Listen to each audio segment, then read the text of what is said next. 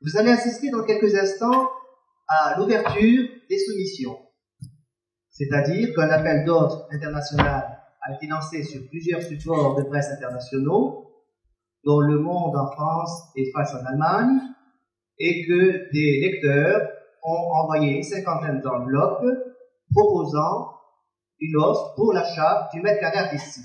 Je vais vous présenter le jury. Un jury a été réuni ici, comportant des gens qui étaient compétents en matière d'art et d'autres compétents en matière d'immobilier. L'objet de ce débat, c'est d'interroger cette notion de mètre carré artistique, qui est un statut hybride, et nous avons pour cela, de gauche à droite, M. Donneau, qui est directeur de la revue Perspective immobilière, Hervé Fischer, qui est théoricien de l'art et maître assistant à la Sorbonne, Maître de Boutet, qui représente Maître Lombard, à 100 aujourd'hui, Maître Binoche, Jean-Claude, Stéphane Ronat, directeur de la revue belge Plus-0, et Philippe Lett, avocat international. Je crois qu'on peut lancer le débat, et on va le lancer avec un critique qui devait être ici présent, qui est Pierre Estali, mais qui se trouve actuellement à Bombay aux Indes, et nous allons rentrer immédiatement en relation avec lui par vidéo satellite. C'est Restani, un critique d'art, qui vous parle. Le fait que je sois lié à la vaste entreprise du mètre carré artistique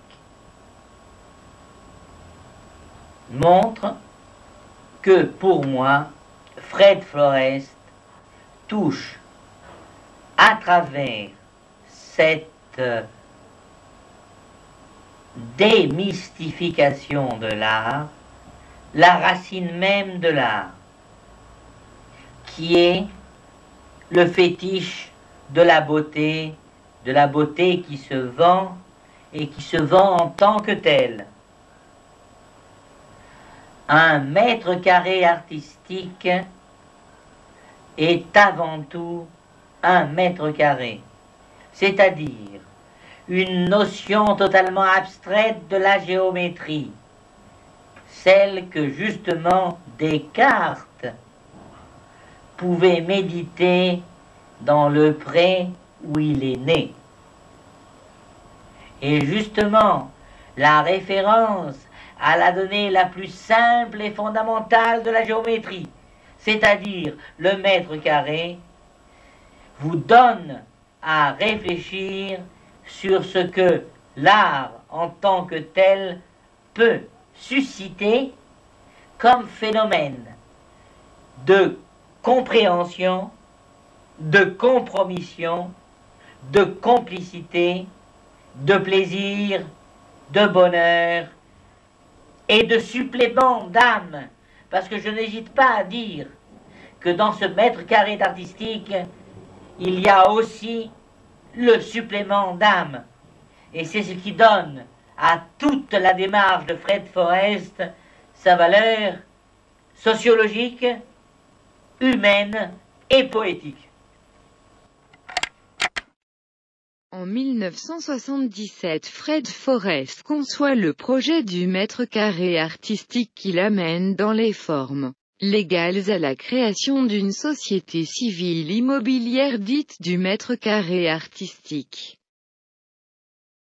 Son projet consiste à réaliser un événement médiatique visant à dénoncer la spéculation en faisant l'amalgame entre la spéculation dans l'immobilier avec celle de l'art. Après avoir fait l'acquisition d'un terrain de 20 mètres carrés à un agriculteur près d'Annemasse à la frontière suisse, il fait inscrire au cadastre ces mètres carrés dont la société qu'il a créée a fonction de commercialisation. Il publie en France, Le Monde, et en Allemagne, Die Zeit, une série d'annonces qui sont autant de provocations, où il propose à l'espace Pierre Cardin la première vente de mètres carrés artistiques sous le marteau de maître Jean-Claude Binoche. La vente du mètre carré artistique étant interdite par le procureur de la République, Fred Forrest, comme parade de dernière minute, lui substitue le mètre carré non artistique en présence de Pierre Restany, complice de toujours avec lequel il effectue la conférence de presse. Après la vente, une large médiatisation nationale accompagne l'événement qui engage et conduit Fred Forrest à créer dans l'Oise, à Ancerville à 50 km au nord de Paris, le territoire du mètre carré, une surface composée de 1000 mètres carrés. Tracés au sol et de bâtiments clos de murs, ce lieu déclaré indépendant par le gérant artiste est censé représenter le siège d'un gouvernement autonome au sein de la France. Les bâtiments sont composés de plusieurs salles équipées d'installations diverses, nécessaires au bon fonctionnement d'un État et à l'exercice de son pouvoir.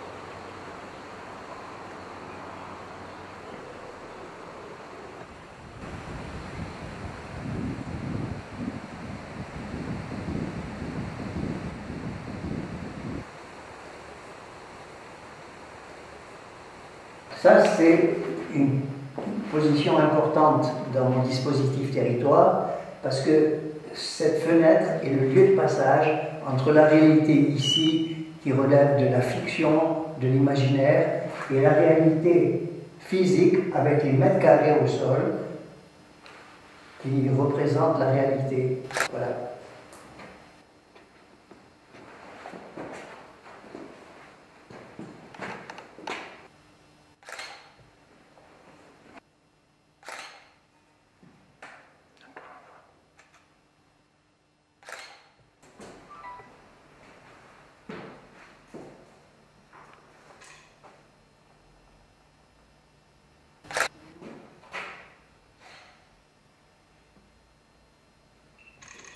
La détention d'un titre de propriété nominatif du mètre carré et d'un diplôme de citoyen permet à tout chacun d'entrer dans le réseau social créé par l'artiste, qui anticipe ainsi dès 1978 sur ce que permet de nos jours, 40 années plus tard, Internet et le développement du Web 2.0.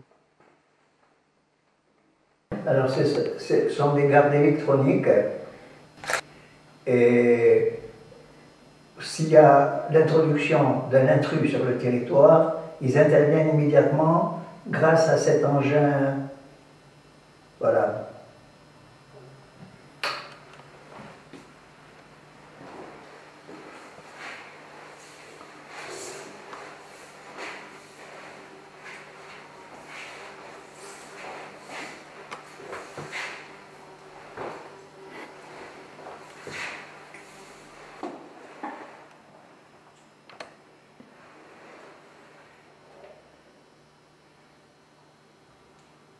Donc vous voyez, tous ces pays-là, tous ces continents, sont couverts à 7 heures par le Soleil.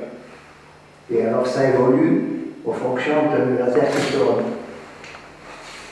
C'est la disquette du territoire, avec la mémoire de tout le territoire depuis 2000 ans, qui est inscrit ici dans ce circuit imprimé.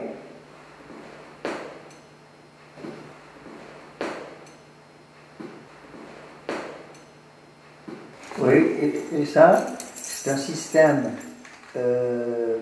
mécanique, électrique et sonore pour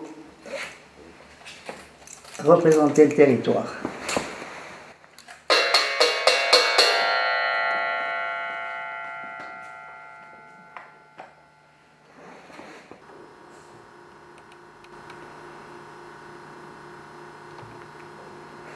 Voilà, et tu peux remonter sur cette pierre qui est une sorte de pierre symbolique, bloc moteur, qui est en principe en sustentation dans les airs.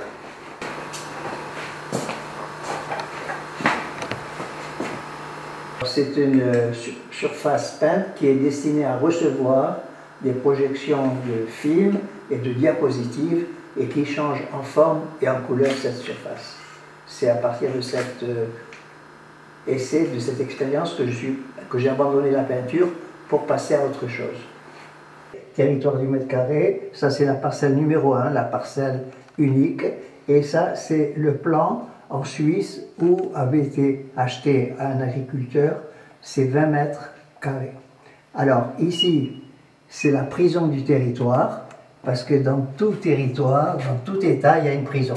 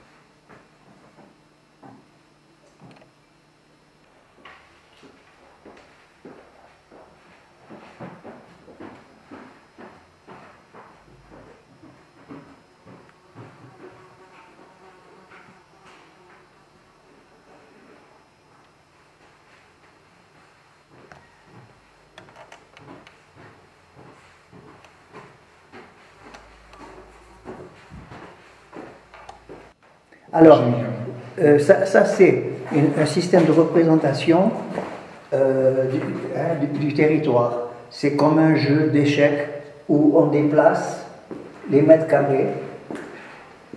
Voilà. Et ça, c'est l'aménagement, ça c'est l'espace, voilà, la circulation, voilà. C'est parce que ça c'est aussi un projet c'est un système de communication que j'ai mis en place. Le territoire a subi plusieurs évolutions. D'abord à Ancerville, il a été un territoire physique, installé sur un terrain physique où les parcelles étaient configurées. Puis, le territoire est devenu un objet sur Internet avec le territoire des réseaux. Et enfin, comme vous l'avez sous les yeux en ce moment, il est installé maintenant sur Second Life. Il se compose de 1000 parcelles au sol que vous pouvez voir. Et là, vous voyez deux avatars autres qui sont en visite également sur le territoire. Ces parcelles-là sont roses au milieu car elles constituent la mémoire du territoire et si vous cliquiez sur une de ces parcelles, vous avez une image et un texte qui apparaît. Les autres parcelles qui sont blanches sont appropriables par les internautes en visite qui peuvent mettre dessus également une image ou un texte. Alors on va promener cet avatar qui, voyez-vous, s'appelle Fred Forrest. En haut, on aperçoit une map monde. Cette map monde représente le monde en crise. comme vous voyez. Donc maintenant, on va faire redescendre l'avatar au sol et on va le promener. Au fond, dans le décor, c'est un décor de Wall Street. Vous voyez, un décor de Wall Street pour une de mes actions qui était critique dans la crise par rapport à Wall Street. On voit là-bas des bâtiments vers lesquels on s'adresse, qui sont le musée de l'Internet, c'est-à-dire un endroit où pour la fête de l'Internet ont été ajoutés des documents. On fait descendre l'avatar au sol et on va le faire pénétrer dans le bâtiment. Il pénètre dans le bâtiment, on s'approche pour mieux voir, en discussion pour la préparation de la fête de l'Internet. Ça apparaît maintenant l'image d'une action faite à Nice qui utilisait un site qui s'appelait Image Mémoire. Et sur la droite là, vous avez la vente de parcelles réseau sous le marteau de Maître Cornette de Saint-Cyr. Et ici, le célèbre Gérard Diaconesco aux commandes, prêt à l'action.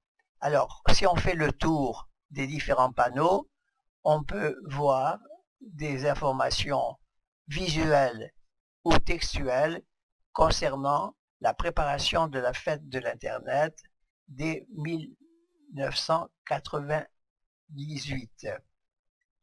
Alors, on va sortir maintenant de ce lieu. On peut monter pour le découvrir en l'air. De haut, on va voir les parcelles.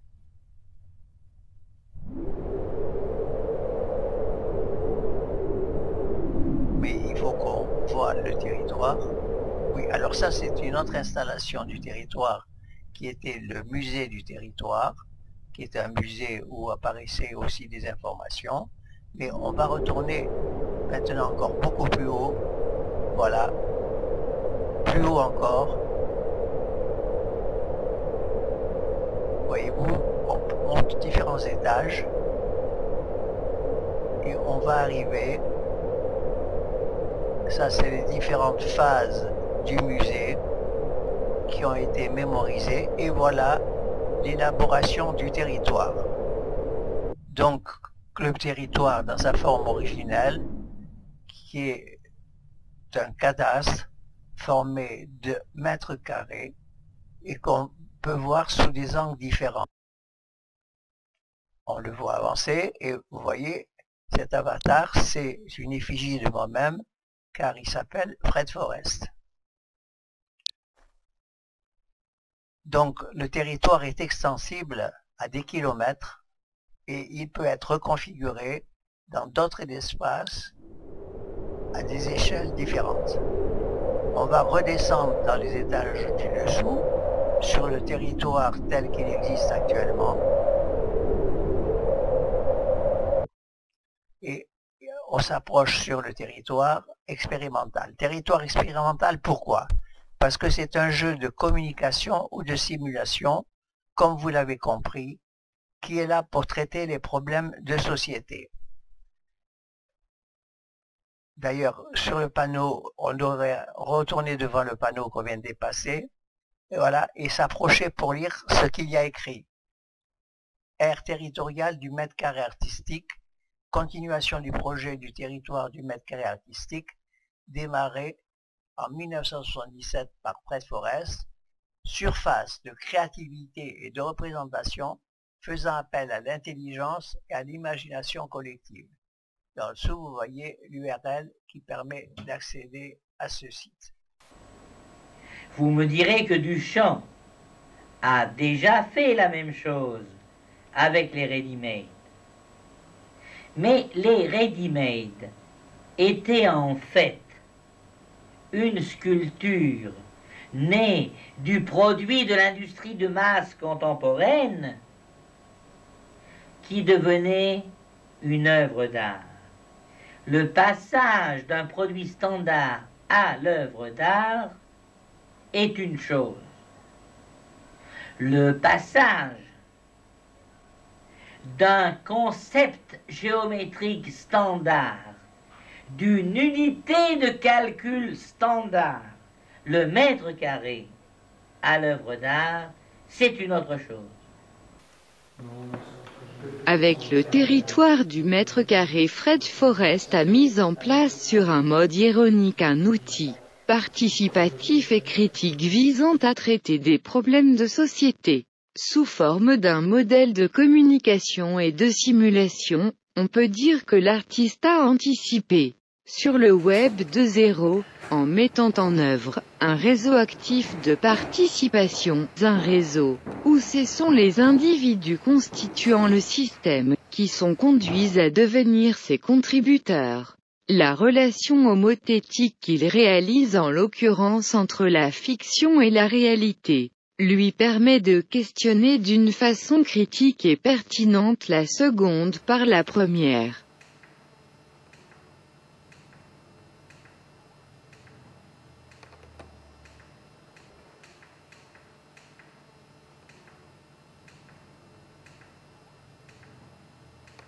Cette œuvre majeure et évolutive de Fred Forrest témoigne d'un art nouveau, dans le fond comme dans la forme, qui s'ouvre à la création en ce début du XXIe siècle.